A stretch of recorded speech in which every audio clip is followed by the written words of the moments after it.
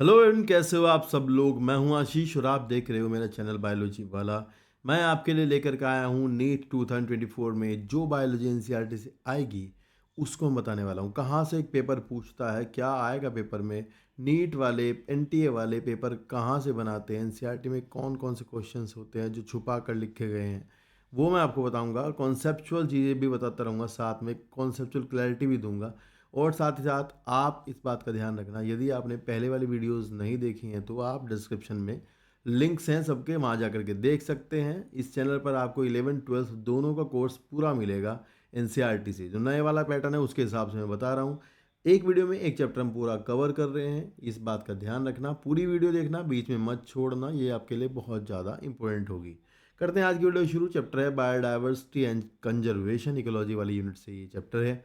तो इसमें हम पढ़ते हैं, यहाँ से लिखा है, if an alien from a distant galaxy were to visit our planet earth, the first thing that would amaze and baffle him would most probably be the enormous diversity of life that he would encounter. Even for humans, the rich variety of living organisms with which they share this planet never ceases to astonish and fascinate us. The common man would find it hard to believe that there are more than 20,000 species of ants, 3 lakh species of beetle, 28,000 species of fishes, nearly 20,000 of species of orchid. ये आपको यहाँ से learn करना है कि इसकी कितनी species लिखी हैं, ठीक है ना। And ecologist and evolutionary biologist have been trying to understand the significance of such diversity by asking important questions. Why are there so many species? Did such great diversity exist throughout Earth's history? How did this diversification come about? How and why is the diversity important to the biosphere? Would it function any differently? And is the diversity was much less, how do humans benefit from the diversity of life? Next heading है, इस पूरे chapter में ये जो questions हैं इनके answer दिए गए हैं। देखो, पहले हेडिंग है biodiversity. In are biosphere immense diversity और heterogeneity exist not only at the species level but at all level of biological organization, ranging from macromolecules within cells to biome। तो ध्यान रखना, ये कह रहे हैं कि मैक्रोमोलिक्यूल जो सेल के अंदर होते हैं उससे लेकर के पूरे बायोम तक एक रेंज है, ठीक है ना, बायोलॉजिकल ऑर्गेनाइजेशन की। Biodiversity is a term popularised by the socio biologist Edward Wilson. यहाँ से आपसे एक सवाल पूछ सकते हैं कि यह टर्म किसने पॉपुलराइज की थी। To describe the combined diversity of all the level of biological organisation. जैसे कि सबसे पहली है genetic diversity. A single species might show high diversity at the genetic level over its distributional range. ये कह रहे हैं कि एक स्पीसीज, सिंगल स्पीसीज भी बहुत ज़्यादा डाइवर्सिफाइड हो सकती है, उसकी भी कई सारी तरह की वेराइटीज हो सकती हैं। The genetic variation shown by the medicinal plant Rauwolfia vomitoria, यहाँ से नाम याद करना है इसका, growing in the different Himalayan range, might be in terms of their potency and concentration of their active chemical that is reserpine. तो इस बात का ध्यान रखना कि रावल्फिया वोमिटोरिया, रावल्फिया सर्पेंटिना, इनमें केमिकल होता है जो कि रिसर्पिन है। इसकी पोटेंसी कितनी है उसके आधार पर अलग अलग तरह के रावल्फिया हो सकते हैं। That the plant produce in India has more than 50,000 genetically different strain of rice. यहाँ से याद करना है 1,000 वेराइटी मैंगो की है, ये याद करना है। तो मतलब ये कह रहे हैं कि even the species is more diversified. Species इतनी ज़्यादा डाइवर्सिफाइड है तो बहुत सारी डाइवर्सिफिकेशन यहाँ देखने को मिलता है। नेक्स्ट हेडिंग है species diversity. The diversity at the species level, for example the western Ghats have a greater amphibian diversity than the eastern Ghat. ये स्टेटमेंट है जो नीट में आएगा, आप इसको याद करके जाना, मतलब ये स्टेटमेंट नीट में पूछा जाता है। नेक्स्ट है ecological diversity. At the ecosystem level, India for instance with its desert, rain forest, mangroves, coral reefs, wetland, estuaries and alpine meadows has a greater ecosystem diversity than the Scandinavian country Norway। तो आपको ये सवाल में India में ऐसा बना सकते हैं स्टेटमेंट कि कौन सी कंट्री से ज़्यादा है, मतलब ऐसा ऑप्शन दे देंगे तो आप ध्यान रखना नॉर्वे लिखा है तो नॉर्वे होगा। और ये भी ध्यान रखना है एस्चुरीज आपको पता है क्या होती है। एस्चुरीज होती हैं एक ऐसा एरिया जो नदियाँ जहाँ समुद्र में गिरती हैं उस एरिया को कहते हैं, उसमें डाइवर्सिटी अलग होती है जो नदी में नहीं होती और ना समुद्र में होती, वो ट्रांजिशन जोन होता है नदी और समुद्र के बीच का।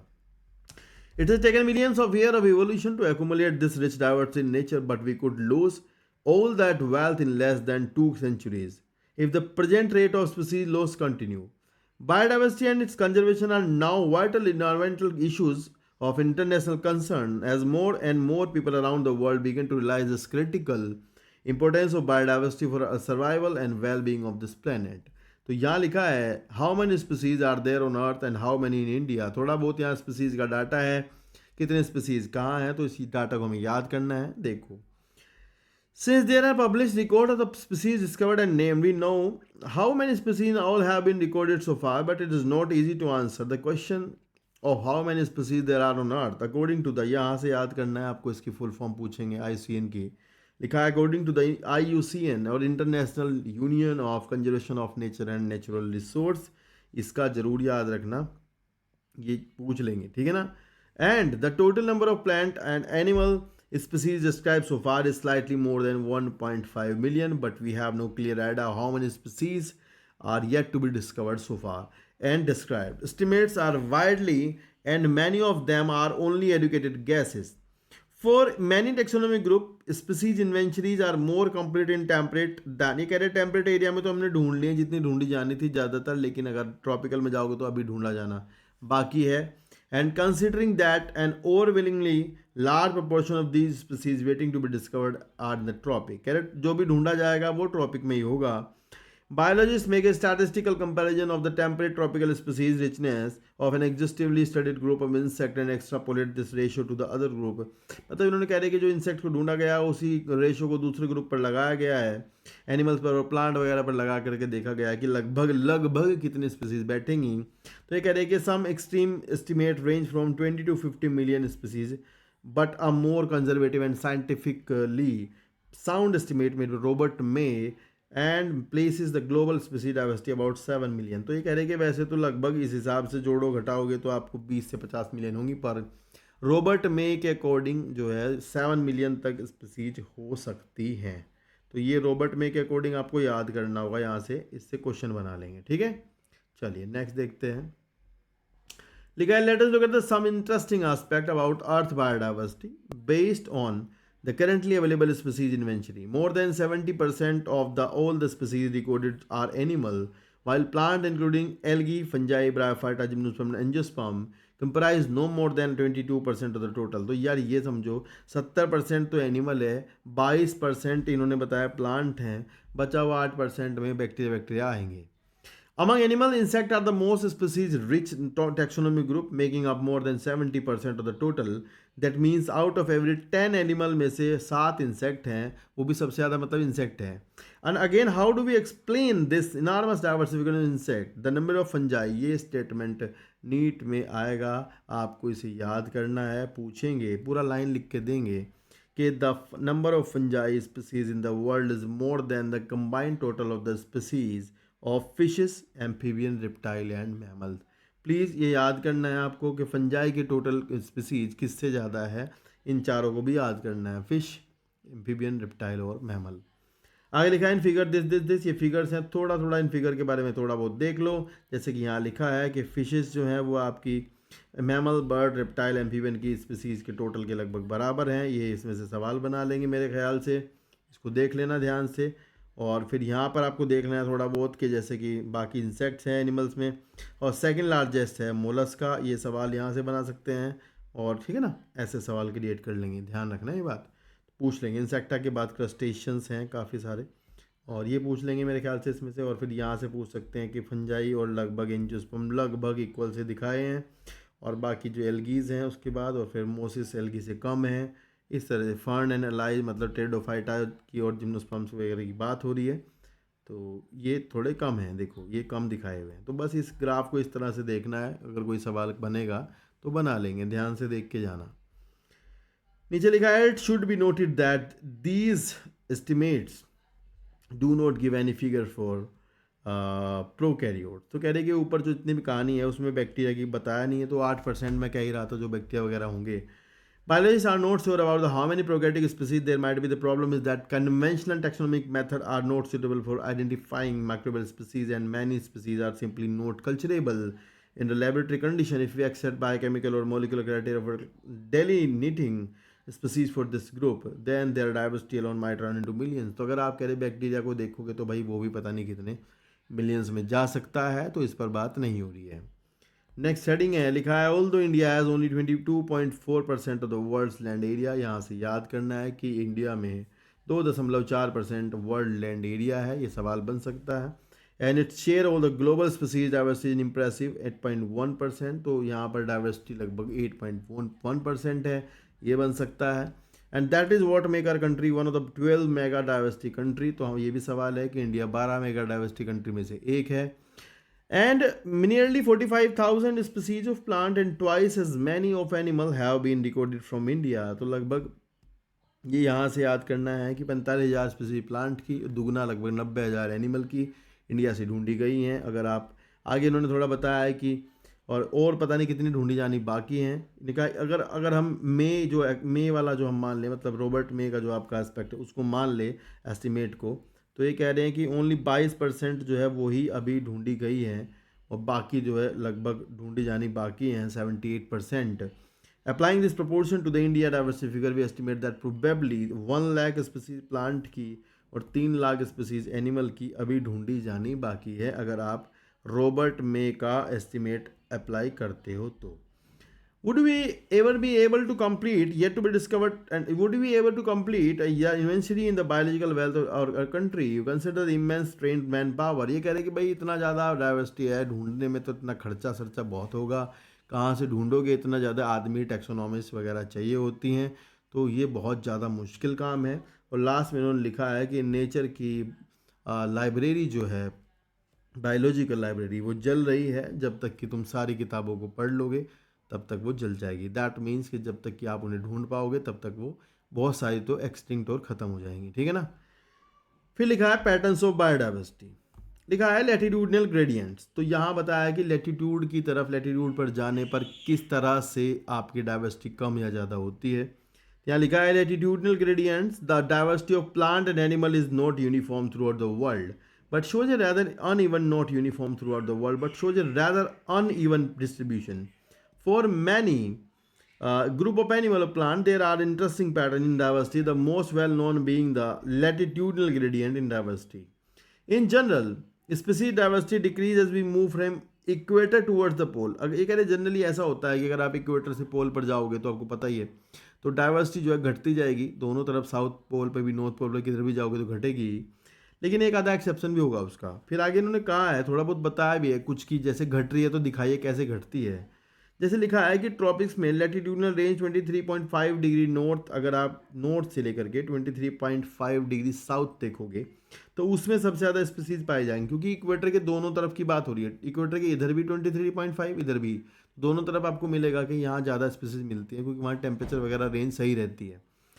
एंड कोलंबिया, ये सब डाटा है भाई, फिर से डाटा है, याद करना है सारा ना, यहाँ से नोट करके लर्न करना है। जैसे Colombia located near the equator has nearly 1400 species of bird, ये याद करना है। फिर याद करना है न्यूयॉर्क में 41 डिग्री नॉर्थ पर है तो वहाँ 105 स्पीसीज है, याद करना है। ग्रीनलैंड में 71 डिग्री नॉर्थ पर आपको 56 स्पीसीज मिलेंगे, याद करना है। इंडिया लगभग इक्वेटर के आसपास है ट्रॉपिक्स के, तो वहाँ 1200 स्पीसीज हैं, ये याद करना है। ये सारा डेटा है, इसको याद करना है, आप ज़रूर नोट करें और याद करें इसको, पेपर में यहाँ से कुछ ना कुछ आएगा। लिखा है forest in tropical latitude like Ecuador and has 10 times many species of vascular plant, ये स्टेटमेंट बन के नीट में आएगा, इस स्टेटमेंट को सही करके आना। फिर लिखा है आगे कि forest equal to area and temperate region like mid west of USA, the large tropical Amazonian. फिर अगर अमेजन रेन फॉरेस्ट देखोगे जो साउथ अमेरिका में है, ये पूछा जाएगा, ये भी पूछ सकते हैं कहाँ है। And as the greatest biodiversity on earth, it is home more than 40,000 species of plant हैं, ये याद करना है सब कुछ। 40,000 स्पीसीज प्लांट हैं, 3,000 फिश हैं, 1300 बर्ड्स हैं, 427 ऑफ मैमल है, 427 ऑफ एम्फीबियन है, 378 रेप्टाइल है और 1,25,000 इन्वर्टिब्रेट्स है। तो यार ये सारा डेटा है, याद करना है, नोट कर लेना बराबर में, बार बार रिपीट करने पर लर्न होगा, एक बार में लर्न नहीं होगा, कोशिश करना याद हो जाए। Scientific estimate that in these rainforests there might be at least 2 million insect species waiting to be discovered and named। तो ये कह रहे हैं कि भाई इनमें और ज़्यादा 2 मिलियन स्पीसीज और ढूंढी जानी बाकी हैं, तो वो पता नहीं कब ढूंढी जाएंगी। What is so special about the tropics? यहाँ थ्योरी का सवाल है, बोर्ड में ऐसे सवाल यहाँ से पूछते हैं कि what is so special about the tropics that might account for their greater biological diversity? Ecologists, evolutionary biologists have proposed various hypotheses, some important one are। तो ये कह रहे हैं कि ट्रॉपिक्स में ही क्यों ज़्यादा डाइवर्सिटी मिलती है, तो भैया उसका रीज़न क्या है। एक है कि ये कि speciation is generally a function of time, speciation time का फंक्शन है। अनलाइक टेम्परेट रीजन, टेम्परेट की तरह यहाँ फ्रीक्वेंट ग्लेशिएशंस पास्ट में नहीं है। Tropical latitude have remain relatively undisturbed for millions of year. इसी तरह से इसलिए उनको बहुत ज़्यादा टाइम मिला है डाइवर्सिफाइड होने का, क्योंकि वहाँ वातावरण नहीं बदला, बार बार छेड़छाड़ नहीं हुई, तो वो उनके पास बहुत ज़्यादा टाइम था डाइवर्सिफिकेशन का, इसलिए भी वहाँ बहुत ज़्यादा डाइवर्सिटी मिलती है। दूसरा, tropical environment unlike temperate one are less seasonal, बिल्कुल, relatively more constant and predictable. Such constant environment, ये मेरे को लगता है पर्सनली, मेरे को लगता है नीट में स्टेटमेंट ये आएगा, कॉन्स्टेंट इन्वायरमेंट प्रमोट निश स्पेशलाइजेशन। तो ये कह रहे हैं कि भैया कॉन्स्टेंट इन्वायरमेंट अगर रखोगे तो निश जो है उसका प्रॉपर जो एड्रेस है, जो उसका मतलब जो स्पीसीज़ है, जो भी इंडिविजुअल है, उसका निश जो पर्टिकुलर एरिया होता है जहाँ वो टॉलरेट कर रहा होता है मैक्सिमली, और जहाँ वो फूड के लिए जाता है या फिर ऑक्यूपेशनल एड्रेस उसको कहते हैं, वो कांस्टेंट हो जाता है, उसमें परिवर्तन नहीं होता। ये ध्यान रखना, उसको अपने निश में ही सब कुछ मिलता है, उसको निश बदलना नहीं पड़ता। एंड तीसरा लिखा है there is more solar energy available in the tropics, ठीक बात है, and which contribute to high productivity, ये भी बात है। This in turn might be contribute indirectly greater diversity. तो भैया इसलिए जो है आपका ट्रॉपिक्स में ज़्यादा डाइवर्सिटी मिलती है, ये ध्यान रखना है यहाँ से, ठीक है। नेक्स्ट स्पीसीज एरिया रिलेशनशिप, थोड़ा बहुत है इसमें बात, ध्यान से देख लें क्या लिखा है। एक आदमी है, इन्होंने लिखा है during his pioneering extensive exploration with the wildness of south American jungle the great German naturalist, एक तो सवाल ये बनेगा, जर्मन थे, जियोग्राफर एलेक्जेंडर वोल हम्बोल्ट, ये बन सकता है, इनका नाम याद करना है। इन्होंने विद इन अ रीजन, इन्होंने एक एरिया में, एक स्पेशल एरिया में स्पीसीज रिचनेस बढ़ती है अगर आप एरिया बढ़ाते हो। भाई ये लाइन जो है ना, ये लाइन आपको दिमाग में बैठानी है कि एक पर्टिकुलर एरिया है, किसी भी छोटे मैदान को ले लो, उसमें लगातार आप एरिया बढ़ाते रहो और फिर स्पीसीज काउंट करोगे तो आपको धीरे धीरे स्पीसीज बढ़ती हुई दिखाई देंगी, है ना। एरिया बढ़ाते रहोगे बढ़ती रहेंगी, फिर और बढ़ाओगे तो और बढ़ेंगी। इस तरह से अगर आप बहुत ज़्यादा बढ़ाओगे तो बढ़ेंगी स्पीसीज, लेकिन एक टाइम पर आकर के नहीं बढ़ेंगी क्योंकि कांस्टेंट हो जाएगा, उसके बाद स्पीसीज नहीं बढ़ सकती। जैसे आप पूरी दुनिया ले लो एरिया में, तो फिर कहाँ बढ़ेंगी आगे। लिखा है but only up to a limit and in fact that relation, ये एक विद इन अ रीजन लिखा है, ध्यान रखना, विद इन अ रीजन, ठीक है, ऐसा नहीं लिखा पूरा कहीं भी। लिखा है but only up to a limit in fact the relation between the species richness and area for a wild variety of taxonomic plant. किसी के लिए भी लो आप, कोई भी स्पीसीज मान लो, एंजियोस्पर्म मान लो, बैट बर्ड कुछ भी मान लो, उसके लिए ये कह रहे हैं कि भाई ये एक रेक्टेंगुलर हाइपरबोला कर्व देता है। तो ये स्टेटमेंट आपको पूछेंगे, कर्व पूछेंगे, सवाल नहीं बनाएंगे, ये ऐसे पूछते हैं सीधा सीधा सवाल। है ना, लॉगरिथमिक स्केल पर जाओगे तो y equal to m x plus c linear की इक्वेशन में अगर आप हाइपरबोला वाली को कन्वर्ट करोगे तो log s log c plus Z log a बनेगा, जिसमें कि s स्पेसिफिक रिचनेस है, a एरिया है, z slope of the line है। मेरे को लगता है ये पूछ लेते हैं z slope of the line क्या है, तो रिग्रेशन कॉफिशिएंट है, ये सवाल बन जाएगा। y इंटरसेप्ट है, और ये आप जरूर याद कर लेना, s equal to z a c a to the power z. ऐसे सवाल कुछ बना तो देख लेना एक बार ध्यान से, ठीक है। फिर आगे लिखा है कि ecologists have discovered that the value of Z line in the range of 0.1 to 0.2 regardless of the taxonomic group or the region. Whether it is a plant in the Britain, birds in California, or mollusca in New York State, the slope of the regression line are amazingly similar. ये कह रहे भाई कोई किसी का भी हो तो स्लोप यही रहेगा, कोई भी स्पीसीज लोगे तो बढ़ेगी, पहले बढ़ेगी बढ़ेगी बढ़ेगी, फिर एक टाइम पर नहीं बढ़ेगी। But in new if you analyse the species relationship among very large area like the entire continent, अगर आप एक बार ले लोगे तो you will find that slope the line to be much steeper, ज़्यादा ऐसे हो जाएगा। एंड जेड वैल्यू याद कर लेनी है आपको, 0.6 to 1.2 इन्होंने कैलकुलेट की हुई है, तो आपको लर्न करनी है। फिर आगे से आपको याद करना है कि अगर आप fruit eating bird, frugivores bird and mammals in tropical forest में लोगे तो उसके लिए वैल्यू जेड की 1.15 आएगी। तो you have to learn this value, दिमाग का प्रयोग कम करना है, डेटा को याद कर लेना है, पेपर में डायरेक्ट आ जाएगा, ठीक है। नेक्स्ट लिखा the importance of species diversity to the ecosystem. तो ये कह रहे हैं कि कोई भी स्पीसीज डाइवर्सिटी है उसका इकोसिस्टम के लिए क्या रोल है, मतलब इतनी डाइवर्सिफाइड है क्या, इसका हमें क्या फ़ायदा है, भले कोई मर जाए ख़त्म हो जाए, मतलब ये बताएंगे आगे कि कुछ ख़त्म हो जाए तो उससे क्या फ़र्क पड़ेगा, क्या फ़ायदा होगा, क्या नुकसान होगा। ये लिखा the importance of species diversity to the ecosystem, does this number of species in a community really matter to the functioning of ecosystem? This is a question for which ecologists have not been able to give a definite answer. For many decades ecologist believe that community with more species, ये statement NEET में आ सकता है, mark कर लेना। Community with more species generally tend to be more stable and then those with less species. तो ये statement है, मेरे ख्याल से सवाल बना लेंगे, बन जाएगा।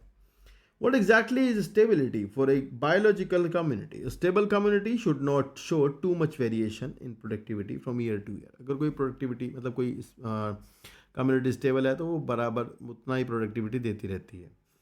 It must be either resistant or resilient to the occasional disturbances, natural or man-made, and it must also be resistant to invasion by the alien species. We don't know how these attributes are linked to the species richness in a community. But यहाँ से सवाल बनेगा, board NEET जो भी बनेगा यहाँ से बनेगा, आगे से ये थोड़ा ध्यान रखना, यहाँ से बनेगा। इनका भाई साहब का नाम थोड़ा सम्मान से याद करना है, डेविड टिलमैन है। डेविड टिलमैन ने लॉन्ग टर्म एक्सपेरिमेंट इकोसिस्टम पर जो किए हैं उससे इन्होंने बताया है कि plot with more species showed less year two year variation in total mass. ये कह रहे हैं कि जिन प्लॉट्स में जहाँ पर भी स्पीसीज रिचनेस ज़्यादा होती है तो वहाँ वेरिएशन देखने को कम मिलता है बायोमास में। अगली लाइन इन्हें याद करनी है ये वाली कि increase diversity contribute to high productivity. दो लाइनें डेविड टिलमैन के नाम पे याद कर लो, कभी भी सवाल गिरेगा नहीं आपका, मतलब ऐसा नहीं होगा नहीं बनेगा, ये दोनों लाइनें अगर बन जाएगा सवाल कि increase diversity contribute to the higher productivity, ये जरूर ध्यान रखना। लिखा है आगे, although we may not understand completely how species richness contribute to the well being of the ecosystem, we know enough to realize that rich biodiversity is not essential for ecosystem health but imperative to the very essential for survival of the human race. At a time when we are losing species at an alarming pace, one might ask, does this really matter to us? If a species become extinct, अगर कोई ख़त्म हो जाए तो हमें उससे फ़र्क पड़ेगा? ये कह रहे कि वेस्टर्न घाट पर कोई फ़र्क पड़ेगा अगर वहाँ पर उसकी एक ट्री की स्पीसीज ख़त्म, मतलब एक ट्री फ्रॉग की स्पीसीज वहाँ से ख़त्म हो जाए, कोई बहुत बड़ा फ़र्क पड़ जाएगा? या फिर धरती पर जो स्पीसीज हैं चींटियों की, यहाँ से याद करना है 20,000 से 15,000 रह जाएं तो इससे कोई फ़र्क पड़ेगा? तो मतलब ये आपको अगले पैराग्राफ में समझाना चाहते हैं कि क्या किसी स्पीसीज के ख़त्म हो जाने से किसी इकोसिस्टम में बहुत बड़ा परिवर्तन होता है या नहीं होता है। तो यहाँ लिखा है कि there are no direct answers to this naive questions but we can develop a proper perspective through an hypothesis that is rivet popper hypothesis. तो यहाँ से आपको रिवर्ट पोपर हाइपोथेसिस लर्न करनी है, पूछा जाएगा किसने दी थी, क्यों दी थी और इसका क्या कारण है, क्या महत्व है। तो पॉल एलरिच एक साइंटिस्ट हैं, इकोलॉजिस्ट हैं जिन्होंने ये दिया था।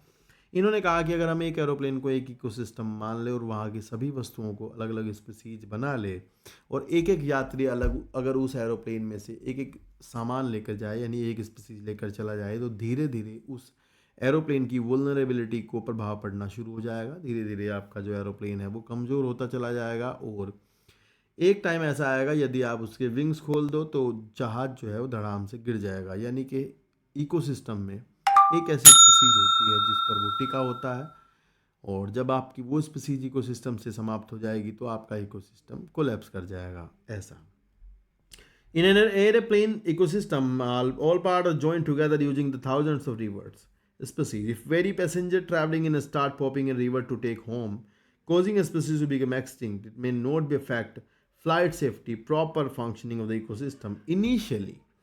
But as more and more rivers are removed, धीरे धीरे species खत्म होती रही तो the which river the plane become dangerously weak and period of time. Furthermore, which river is removed, ये भी डिपेंड करता है आपने हटाया क्या। May also be critical. Loss of river on the wings, ये कह रहे हैं विंग्स अगर हटाओ तो गया बस जहाज। फिर तो यहाँ से हमें कॉन्सेप्ट मिलेगा की स्टोन स्पीसीज का। की स्टोन स्पीसीज जैसे कि ट्रॉपिकल रेन फॉरेस्ट में फिग जो है, ये याद कर लेना, फिग की स्टोन स्पीसीज है। तो की स्टोन स्पीसीज पर आपका इकोसिस्टम रुका होता है, अगर वो नहीं है तो इकोसिस्टम गिरेगा। तो लिखा है कि loss of the river on the wings like की species that drive major ecosystem function is obviously a more serious threat to flight safety than loss of few rivers on the seats on windows inside the plane। मतलब बाकी की species जाने से ज़्यादा फर्क नहीं पड़ता, पर अगर आप उसकी की स्टोन स्पीसीज ख़त्म कर दोगे तो बहुत ज़्यादा फर्क पड़ेगा। अगला हेडिंग है लॉस ऑफ बायोडाइवर्सिटी, यानी कि बायोडाइवर्सिटी का लॉस कैसे कैसे होता है ये समझेंगे। ठीक है, आगे लिखा है while it is doubtful if any new species are being added through speciation, कह रहे नई स्पीसीज बनेगी नहीं बनेगी इसका तो पता नहीं, पर ख़त्म हो रही है इसका ज़रूर पता है। कह रहे कि while it's doubtful to any species that are being added to the speciation through speciation into the earth's treasury of species, but there is no doubt about their continuing losses. The biological wealth of our planet has been declining rapidly, and the accusing finger is clearly pointing to the human. हमारे ऊपर उंगली उठ रही है कि हम इसको खराब कर रहे हैं. And the colonisation of tropical Pacific island, यहाँ से डेटा है, फिर से याद करना है कि ये कह रहे हैं कि केवल और केवल ट्रॉपिकल पैसिफिक आइलैंड पर ह्यूमन का कब्जा हो जाने के कारण वहाँ से more than 2000 species native bird की समाप्त हो गई. याद करना है. IUCN रेड डाटा बुक, ये याद करना है कि IUCN रेड डाटा बुक को कौन देखता है? IUCN देखता है.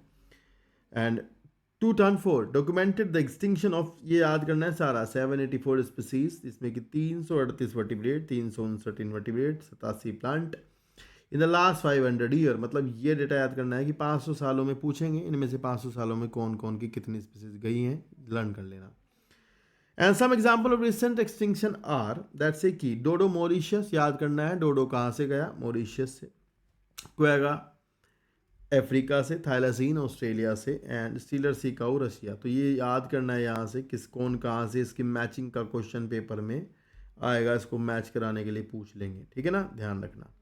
आगे लिखा है कि 3 स्पीसीज टाइगर की, बाली, जवान, कैस्पियन, इन तीनों टाइगर की स्पीसीज है, ये भी सवाल बना लेंगे.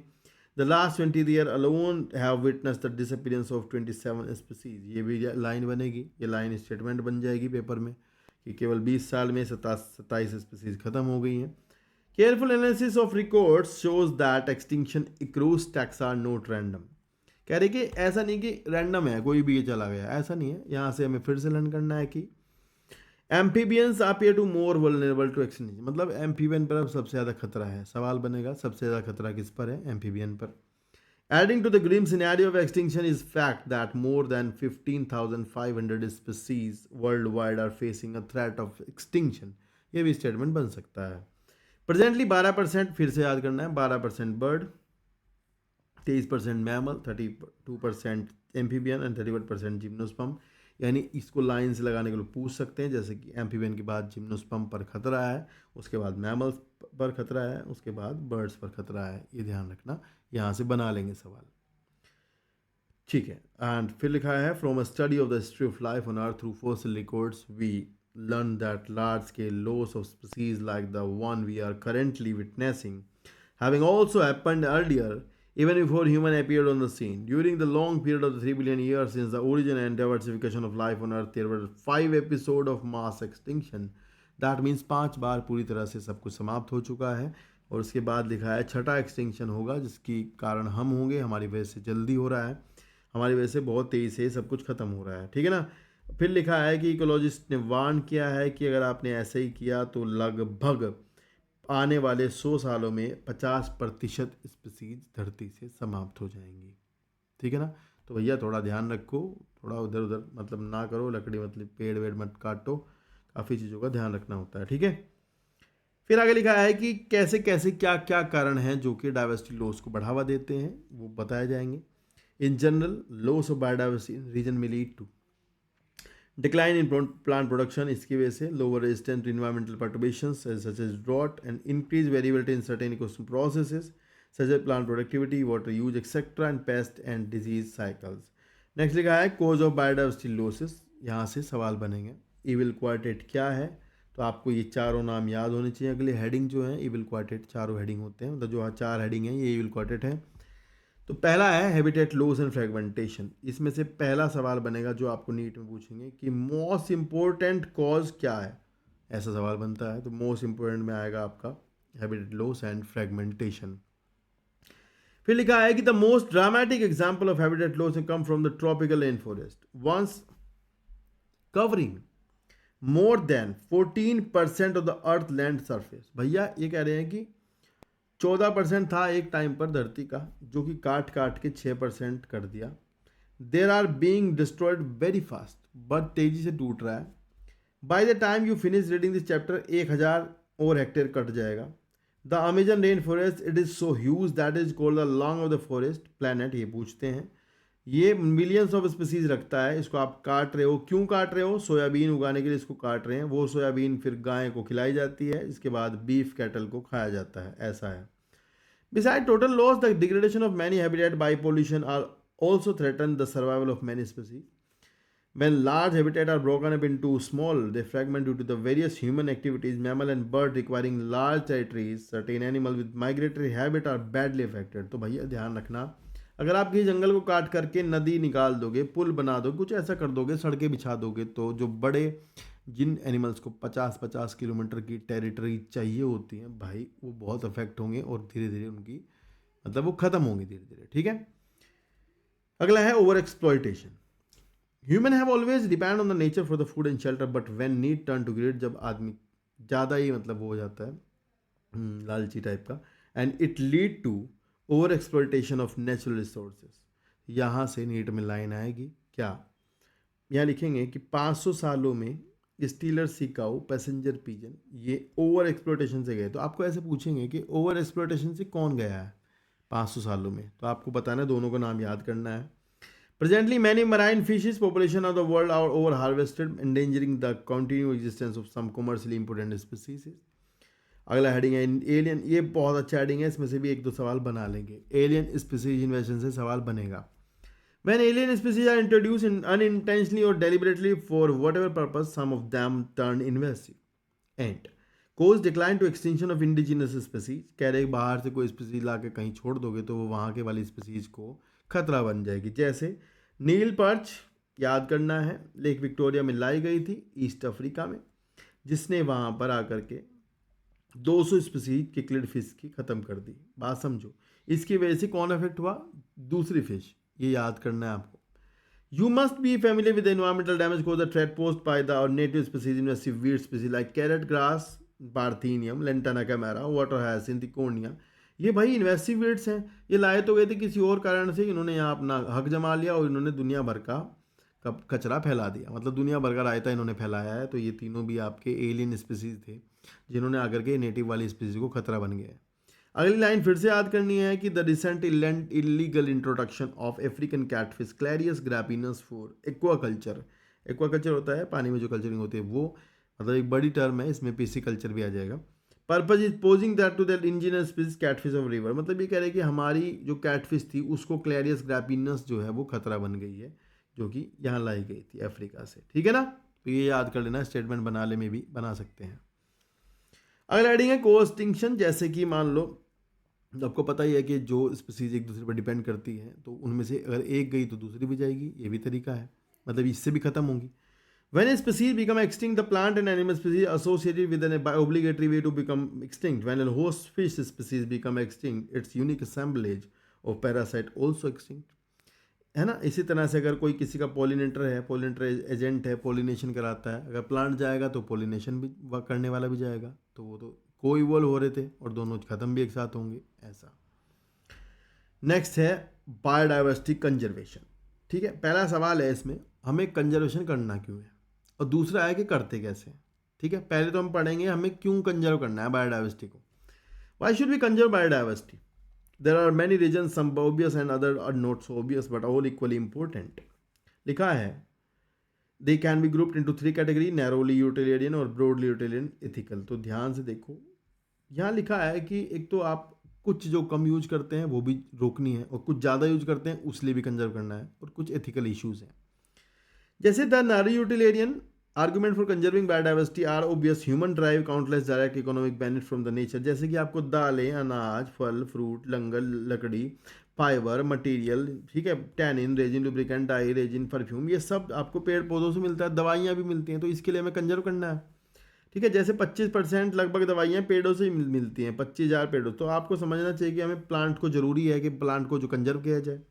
Nobody knows how many more medicinal properties plant are present in tropical rainforest and waiting to be discovered with increasing resource put into ये bioprospecting। भाई ये लाइन, ये वर्ड याद कर लो।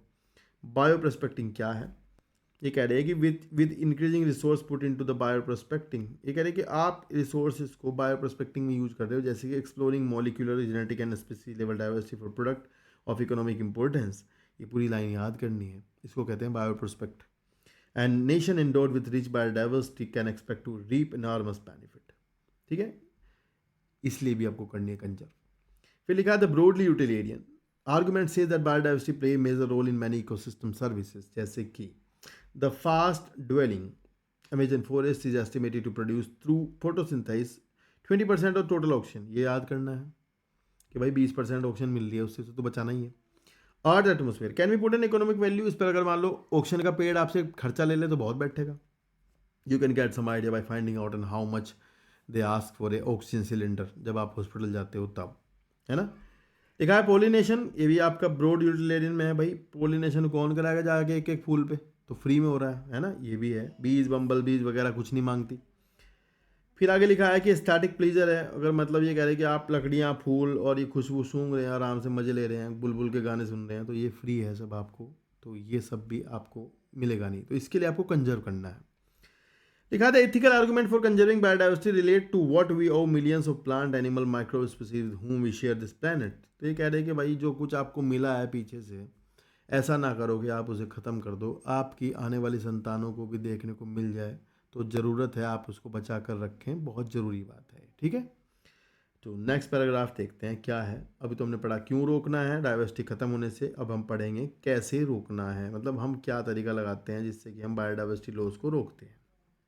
लिखा है when we conserve and protect the whole ecosystem, its biodiversity at all level protected, we save the entire forest for a tiger.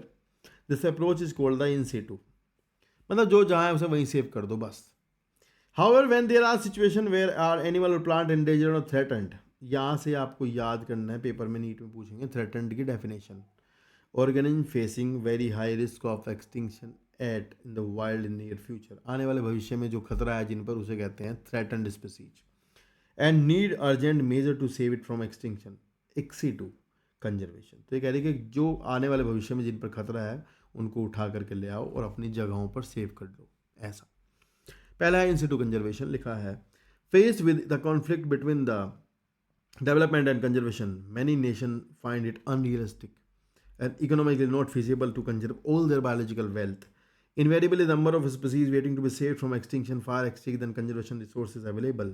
ये कह रहे कि भाई सारा नहीं सेव कर सकते, सारा नहीं कर सकते सेव, कुछ चीज़ें चाहिए जो चाहिए भी हैं, ऐसा नहीं कर सकते सब कुछ सेव है.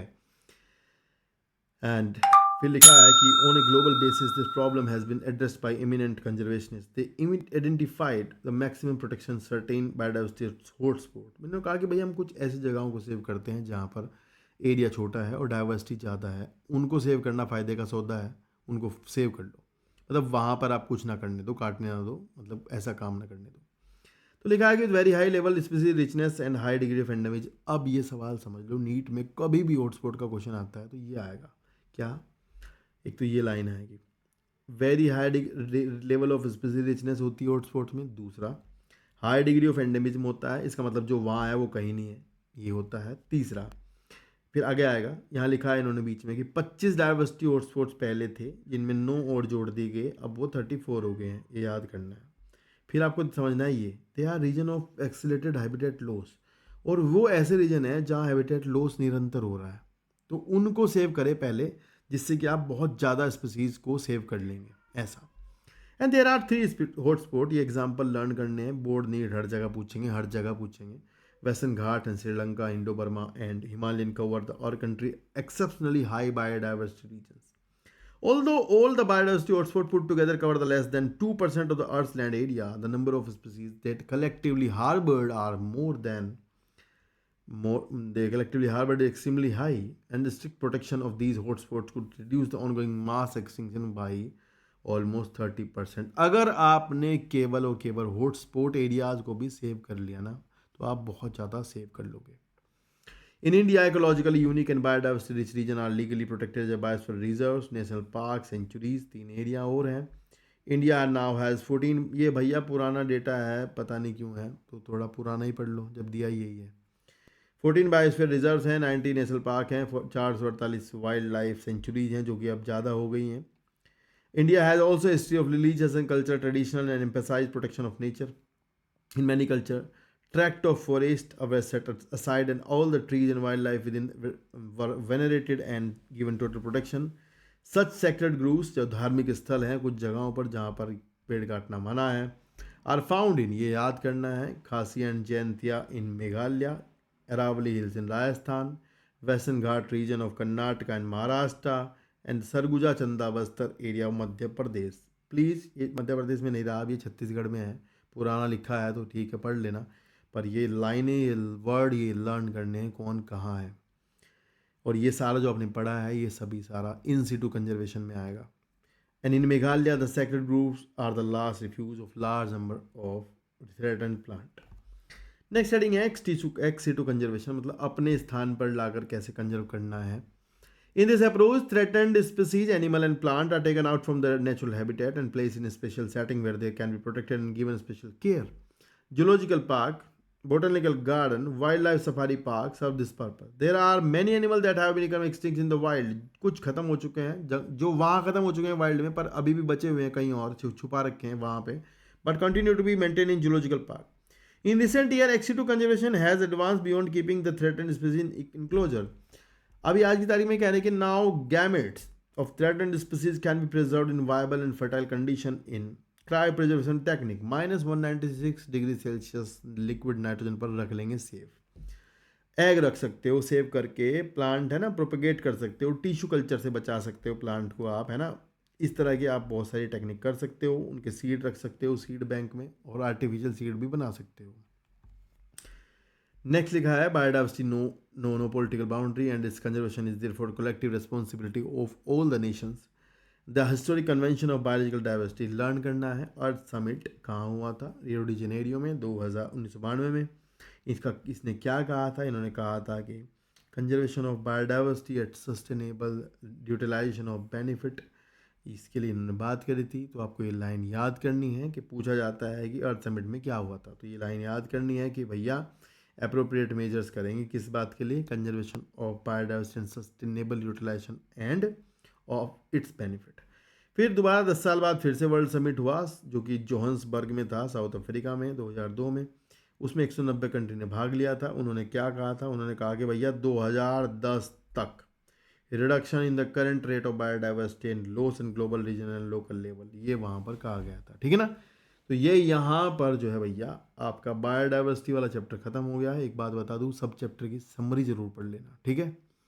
तो यहाँ बायोडाइवर्सिटी का चैप्टर खत्म हो गया है। इसके बाद हमारे 1-2 चैप्टर 12th क्लास वाले में बचा हुआ है, उसको जल्दी कवर कर लेंगे। और साथ ही साथ आपको 11th क्लास की वीडियो बस मिलने वाली है, प्लांट किंगडम से शुरू करेंगे। उससे पहले के 2 चैप्टर हो चुके हैं, जो कि आपको प्ले लिस्ट में नीचे मिल जाएंगे, डिस्क्रिप्शन में दी गई है, वहाँ पर जाकर के देख लेना, ठीक है ना? तो अगर आपको वीडियो अच्छी लगे तो ज़रूर शेयर करना, ज़रूर आप सब्सक्राइब करना, ये आपको बहुत ज़्यादा मदद करेंगी। बस आपको ये बाद में पता चलेगा अगर आप लेट हैं तो, ठीक है ना? तो थैंक यू सो मच पूरे देखने के लिए, मिलते हैं, बाय बाय।